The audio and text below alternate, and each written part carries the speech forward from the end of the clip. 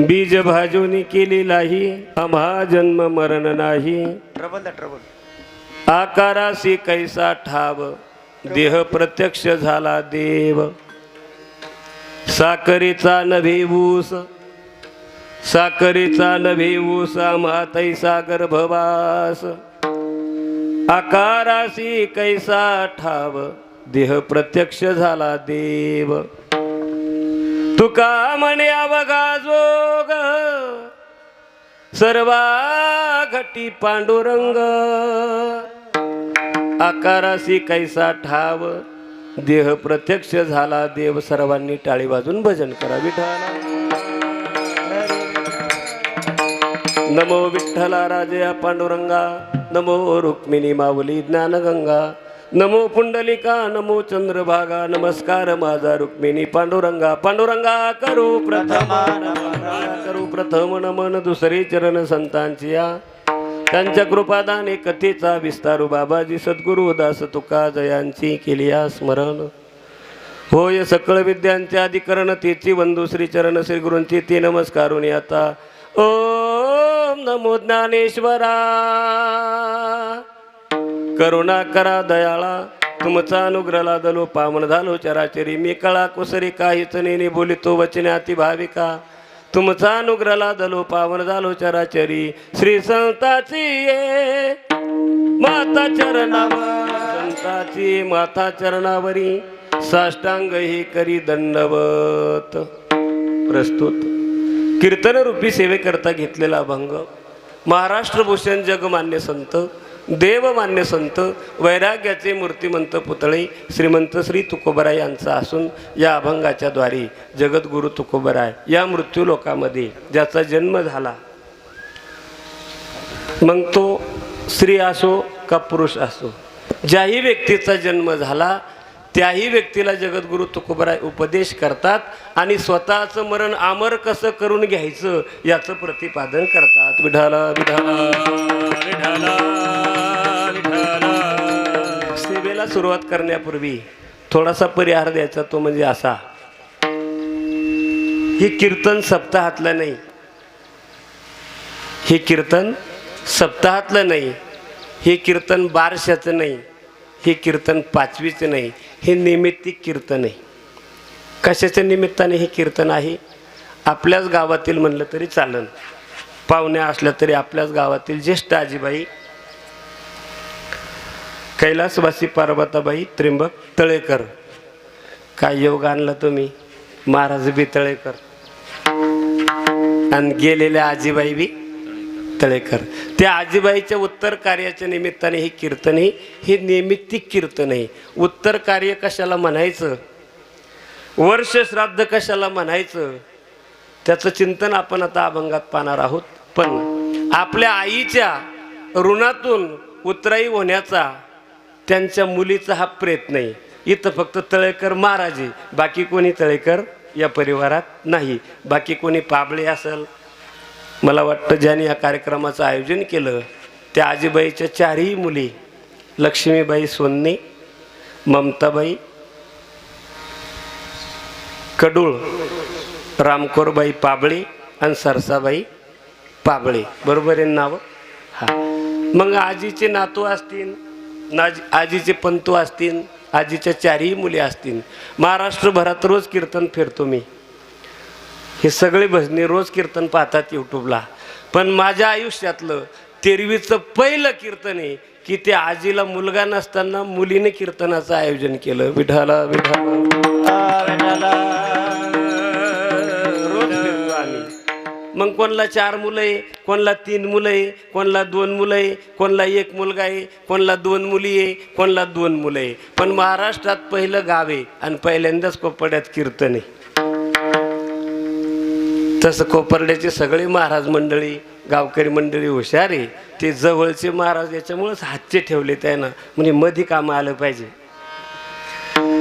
ज्याने मला या कीर्तनासाठी फोन केला ते हरिभक्तपरायण माझे परममित्र अशोक महाराज पाबळे, ते या ठिकाणी उपस्थित नाही. फोन येऊन गेला. आमचे संजू महाराज, प्रकाश भाऊ, आमचे नाना, आमचे श्रीराम महाराज, सर्व भजनी मंडळी या ठिकाणी उपस्थित आहे. आमचे पेटी मास्तर सगळे माणसं ओळखीचे, फक्त नाव आठवत नाही. लय दिवस भाकरी खाल्ल्या तुमच्या घरी. लहान होतो मी दत्तू अण्णा सोबत असताना काकाच्या घरीच राहायचे अण्णा, मी त्यांच्यासोबत राहायचो. गोड या कार्यक्रमाचं जे शूटिंग करतात, मी नाही म्हणलं तरी ते करतात.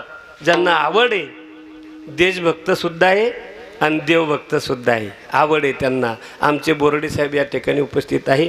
या कीर्तनाला आवर्जून नितीन महाराज शिंदे या ठिकाणी उपस्थित आहे.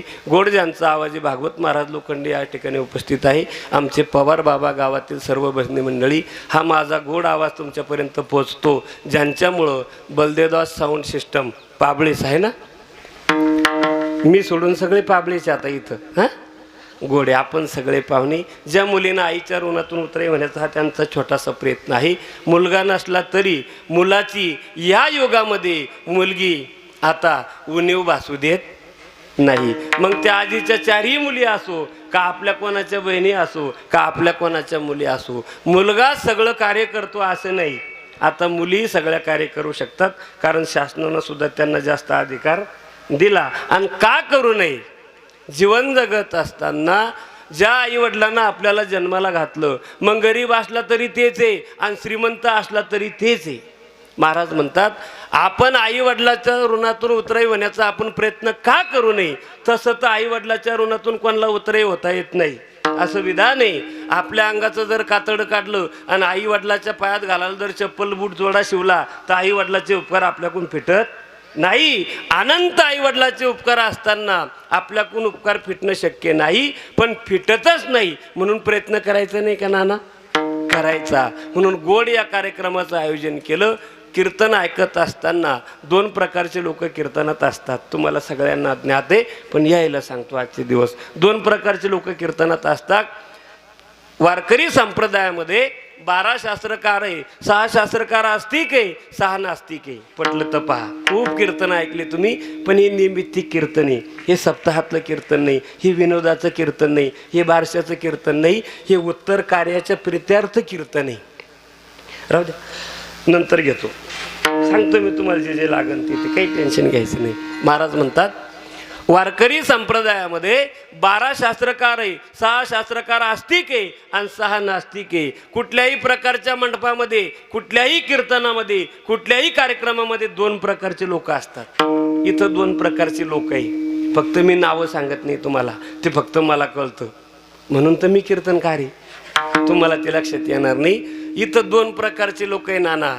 6 शास्त्रकार आस्तिक आहे आणि 6 नास्तिक आहे. नास्तिकवाद्याचं मत, आपल्या घरातला वयोवृद्ध वडील वारल्यानंतर, आपल्या घरातली वयोवृद्ध आई वारल्यानंतर त्यांच्या नावानं अन्नदान करणं साहजिक आहे, त्यांच्या नावानं पिंडदान करणं साहजिक आहे, त्यांच्या उत्तर कार्याच्या प्रित्यार्थ कीर्तन ठेवणं साहजिक आहे. हे आस्तिकवाद्याचं मत आहे, हे संतांचं मत आहे. पण जे नास्तिक आहे त्या नास्तिकवाद्याचं मत आहे, या आजीबाई जाऊन किती दिवस झाले? 13 दिवस झाले ना. आता 1 वाजता आपण त्यांचा नैवेद्य नेणार आहे. नास्तिकवाद्याचं असं मत आहे, आब मरे दुनिया डुबी. नास्तिकवाद्याला वाटते थोतांडे, आजी गेल्यानंतर मंडप लावायचा, सिस्टम लावायचा, एवढा मोठा स्वयंपाक बनवायचा, सगळे पाहुणे बोलवायचे, महाराज मंडळी बोलवायची, त्याला पैसे द्यायचे, एवढा खर्च करायचा. नास्तिकवाद्याचं हे मत आहे. त्यांचं म्हणणं आहे गेल्यानंतर कितीही खर्च केला तर तो खर्च त्यांच्यापर्यंत पोहोचत नाही, असं नास्तिकवाद्याचं मत आहे. नास्तिकवाद्याचंही बरोबर आहे. कसं बरोबर आहे? कीर्तन झाल्यानंतर जे आपण पातर नेणार आहे स्मशानभूमीत, तिथं गेल्यानंतर ते पातर, ते जेवण आई सेवन करणार आहे. झोपले? आता जे 1 वाजता आपण पातर नेणार आहे ते आजीबाई सेवन करणार आहे. माणसं बोला ना, मग न्यायचं की नाही? हा, असं गोड उत्तर आहे. आता परंपरा चालू आहे म्हणून करायचं. मग उद्या जर कोणा म्हणलं नाही करायचं तर आपण करायचंच. कारण आपल्या गावात आतापर्यंत जेवढे 1300 झाले, जेवढे 13वीचे कार्यक्रम झाले, तर आपण 1 वाजता नैवेद्य माझ्या बी गावात नेतात, तुमच्या बी गावात नेतात. नास्तिकवाद्याचं मत आहे या आजीबाई तिथं गेल्यावर तू नैवेद्य सेवन करत नाही, मग इथं चालू असलेलं कीर्तन आजीबाईपर्यंत पोहोचन का? मग रिकामच काम एक नाही. आता नास्तिकवाद्याचं मत तुमच्या समोर ठेवतो. एवढा मोठा मंडप लावायचा, एवढं मोठं नामस्मरण करायचं, मग ते आजीबाईपर्यंत एक कसं पोहोचतं. वारकरी संप्रदायाचे संत म्हणतात, या जगात जीवन जगत असताना कोट्यावधी माणसं मेले, रोज माणसं मरतात. फक्त जवळची मेले की आपल्याला माहीत होतं, दुसऱ्याची कोणाची नातेवाईक मेले तर आपल्याला माहीत होत नाही. केवढाही श्रीमंत माणूस या जगात असला, हे नामस्मरण, हे अन्नदान आईपर्यंत निश्चित पोहोचतं. कसं पोहोचतं? या जगातला केवढाही श्रीमंत माणूस मेला तर त्याच्या सोबत आपल्याला काहीच देता येत नाही. प्रसिद्ध माणसाचं उदाहरण पहा, 60 कोटी घरे काशे आणि तांब्याची शुद्ध कांचनाची 7 कोटी. आता याच्यानंतर तर काही श्रीमंत माणूस जगात कोपर्ड्यात तर नाहीच, पण जगात नाहीच. रावण आहेत का श्रीमंत माणूस जगात? हा नाही. मग एवढाही रावण श्रीमंत असून सांगा ते कवडी गेली नाही. माणसाचं उदाहरण तुमच्या समोर ठेवलं. रावणा इतका जगात श्रीमंत माणूस कोणीच नाही आणि होणार सुद्धा नाही. मग एवढा मोठा श्रीमंत रावण सुद्धा असून मेल्यावर त्याच्या सोबत थोडंफार धन देता आलं नाही. मग रावणासोबत जर धन देता आलं नाही तर आजी सोबत काही देता आलं? 4 मुलींना नाही, कोणी देत नाही. आता हा भाग वेगळा आहे, पण नेताही येत नाही आणि देताही येत नाही. मग जर धन सोबत जात नाही तर वारकरी संप्रदायाचे संत असं सांगतात वाङ्मयामध्ये, ग्रंथामध्ये, की कुठल्याच प्रकारचं धन माणसाच्या सोबत मेल्यावर देता येत नाही. पण या जगात एक असं धन आहे की ते माणसापर्यंत पोहोचतं. करा हरी भक्ती परलोक येईल कामा, करा हरी भक्ती परलोक येईल कामा. कुठल्याच प्रकारचं धन मेलेल्या माणसाच्या सोबत देता येत नाही. हे जरी सत्य असलं तर संत सांगतात या जगात एक असं धन आहे, परमार्थ महाधन, जोडी देवाचे चरण, वावया जतन, हे उपाय लाभाचे.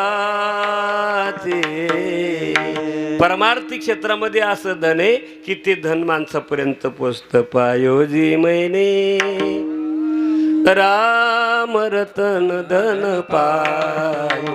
कारण पैशावाल्या माणसं, पैसा असणारे माणसं मेल्यानंतर जर पैसा सोबत दिला गेला असता, पैशानं जर मरण थांबवलं असतं तर कोरोनाच्या काळात पैशावालेच माणसं मेले असते, गरीब माणसं मेले नसते. कोरोनाचा काळ तुम्ही जवळून पाहिला. कोरोनाच्या काळात 25 लाख रुपये पगार असणारा माणूस, मुंबईला राहत असणारा माणूस, डायरेक्ट कोरोना झालं तर मेला, घरी परत आला नाही. पैशानं सुद्धा मरण थांबवता येत नाही आणि मेलेल्या माणसाजवळ पैसे देता येत नाही, धन देता येत नाही. मग त्रेतायुगापासून चालत आलेली परंपरा आहे. भगवान प्रभू रामचंद्राचा बाप होता, काय नाव? राजा दशरथ. 4 पोरं होते. किती? 4. पण अंतकाळी एकही नव्हता. स्वतःचा बाप, भगवान परमात्म्याचा बाप, तुमच्या आमच्या बापाचं सोडा, आपण लय सामान्य माणसे. या विश्वाचा चालक मालक, ज्याच्या सत्तेशिवाय झाडाचं पान हलत नाही, त्या देवाचा बाप मेला तर भगवान प्रभू रामचंद्र वनात पण पिंडदान केलं. मग देव असून जर आपल्या बापाचं पिंडदान श्राद्ध करू शकतो तर ज्या आई वडिलाचं धन, ज्या आई वडिलाची जमीन आपण वर्षानुवर्ष खातो, मग देव जर बापाचं श्राद्ध करतो, देव जर बापाचं पिंडदान करतो तर आपल्याला करायला पाहिजे की नाही बाबा? म्हणून ही नामस्मरण करायचं तिरवीला, म्हणून हे पिंडदान करायचं. आणि सांगू तुम्हाला, ज्याचा बाप वारला, ज्याची आई वारली, त्यांना 1 वर्षातून 3दा आपल्या बापाला आठवायचं आणि 1 वर्षातून त्यांच्या नावानं होईल तेवढं अन्नदान करायचं, होईल तेवढं द्रव्यदान करायचं आणि होईल तेवढं नामस्मरण करायचं. ज्याची जशी ऐपत असेल तसं. संत म्हणतात, ज्या घरातला वयोवृद्ध वडील वारतो, ज्या घरातली वयोवृद्ध आई वारती, त्या आई वडिलाचं त्या परिवारावर ऋण असतं. त्याला पितृदोष आपण म्हणतो. काय म्हणतो आपण त्याला? पितृदोष म्हणतो. मग कशाहून समजायचा पितृदोष? महाराज म्हणतात, वडील आई वारल्यानंतर ज्या घरामध्ये कष्ट करून जर पैसा थांबत नसेल तर समजावा आपल्या वडिलाचा, आपल्या आईचा आपल्यावर काय आहे? पितृदोष आहे. ज्या घरामध्ये आई वारल्यानंतर 10-5 वर्ष लग्न होऊन सुद्धा संतान प्राप्त होत नसेल तर समजावं आपल्या आईवडिलाचा आपल्यावर काय आहे, पितृदोष आहे. वाटेल तेवढे कष्ट करून जर संसारात बरकत येत नसेल तर समजावं आपल्या आईवडिलाचा आपल्यावर काय आहे, पितृ ऋण आहे. मग ते सगळे दोष जर घालायचे असले आणि मेलेल्या व्यक्तीला जर चांगल्या जागेपर्यंत पोहोचायचं असलं तर एकच उत्तर आहे त्याला, फक्त भगवान परमात्म्याचं नामस्मरण. म्हणून या कीर्तनाचं आयोजन आहे. जीवन जगत असताना कितीतरी माणसं हे जगत सोडून गेले, कारण जाने वाले कभी आते नाही, उनकी याद आती है.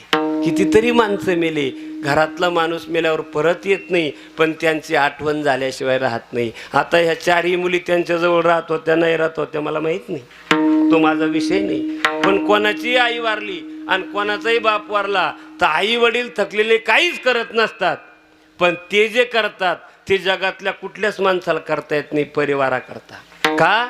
कारण आपल्या मुलींना मोठं व्हावं, आपल्या मुलांना मोठं व्हावं हे प्रत्येकाच्या आई वडिलाचं स्वप्न असतं. कारण आई वडिलांनी संसारात जी गरिबी भोगली ते आपल्या मुलांनी भोगू नये ही धारणा असते आई वडिलाची. मग आई वडील गरिबाचे असले तरी तेच आहे आणि आई वडील श्रीमंताचे असले तरी तेच आहे. जगद्गुरु तुकोबराय म्हणतात, जीवन जगत असताना आम्ही या संसारात जीवन जगलो, तुम्ही सध्या जीवन जगतात, पण तुमचं मरण आमर झालं नाही, आमचं मरण आमर झालं. मरण माझे मरुनी गेले, हे मरण माझे मरून गेले, मरण माझे मरुनी गेले, मरण माझे मरुनी गेले, मरण माझे मरून गेले. मग केले अमर, मग केले अमर. मरण माझे मरून गेले, मरण माझे मरून गेले, मरण माझे मरुनी गेले, मज केले अमर, मज केले अमर. मरण माझे मरून गेले, मरण माझे मरून गेले. महाराज म्हणतात मरण माझे मरून. आता मरण कुठं मरत असतं का बाबा? मरण मरत असतं? आता काही बोलूच नाही राहिले तुम्ही. ऐकून आता म्हणते ते मला अर्ध ऐकून येऊ राहिलं. पहिल्यांदा कसं ऐकवायला त्या पात्र असत्या. मरण कुठं मरत असतं का? पण मरण सुद्धा मरतं का? मरण्याला सुद्धा प्रारब्ध आहे. महाराज म्हणतात कोणाची तरी मौत रोडवर होती, ॲक्सिडेंट झाला की तिथंच होती, त्यांचं प्रेत पाहायला सुद्धा कोणी येत नाही. भाग्यवान आहे ते माणसं की त्यांचा अंत्यविधी गावाकडे होतो. कोरोनाच्या काळात कोणाचा अंत्यविधी जालन्याला, कोणाचा मुंबईला, कोणाचा गावाकडे आला, पण कोणाचा आला ते बी माहीत नाही, फक्त केला. कारण जसं जगण्याला प्रारब्ध आहे तसं मरण्याला सुद्धा प्रारब्ध आहे. महाराज म्हणतात देह तवा आहे प्रारब्ध अधीन. देहाला सुद्धा प्रारब्ध आहे. जसं जीवन जगोस तर मरेपर्यंत जसं प्रारब्ध माणसाला सोडत नाही, जसं प्रारब्धानुसार माणसाला जीवन जगावं लागतं, तसं मेल्यावर सुद्धा माणसाला प्रारब्ध सोडत नाही. भाग्यवान आहे ते माणसं की त्या माणसाचा अंत्यविधी गावाकडे होतो. कारण आपुले मरण पाहिली म्या डोळा, तो झाला सोहळा अनुपम्य, तो झाला सोहळा. शिट्टी नका वाजू देऊ. आपुले मरण पाहिली म्या डोळा, तो झाला सोहळा अनुपम्य. मरण सुद्धा अमर होतं आणि मरण सुद्धा मरतं. कारण मरण्याचं दुःख फक्त तुम्हाला आणि मला होतं. संतांच्या जीवनात मरण्याचंही दुःख झालं नाही आणि जन्माला येण्याचं सुद्धा दुःख झालं नाही. कारण हृदय असता नाम तुझे, ओ गर्भवासी दुःख नाही येता जाता. जन्माला येण्याच्या वेळेस सुद्धा आपल्याला दुःख होतं. आईच्या पोटातून आपण जन्म घेत असताना आपल्याला दुःख होतं, आईला सुद्धा दुःख होतं. काय सांगू